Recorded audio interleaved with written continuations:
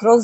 svo ovo vrijeme suradnje, odnosno partnerstva sa tvrtkom Zinzinom, pokazalo se da imamo jako puno benefita, pogotovo sa pacijentima, odnosno klijentima ili kupcima, kako god da ih nazovemo, kroz konzumaciju omega esencijalnih masnih kiselina, znači Zinzino omege, prebiotika, a ciljana skupina, ja ne bih rekla u biti da je to ciljana skupina, pokazalo se na širem spektru potencijalnih pacijenata, kupaca, znači od djece, znači od 6 mjeseci, tineđera, srednjoškolske dobne skupine, znači studenata, mladih, ostalih pacijenata koji imaju nekakva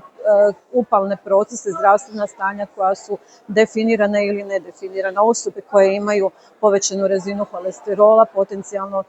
kod infarkta miokarda, kod kongitivnih funkcija, djece sa ADHD-om konkretno imamo nekoliko djece koji su nakon 2 godine korištenja omega esencijalnih masnih kiselina, odnosno Zinzino omega i nekakvih drugih dodataka promjenom prehrane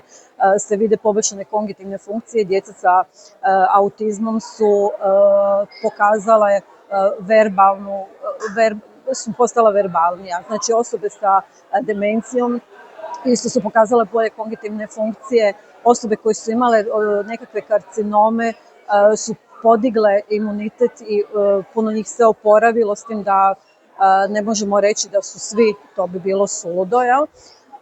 Ali imamo pacijenta kojemu se u roku od nekakvih 5 mjeseci za 35% tlak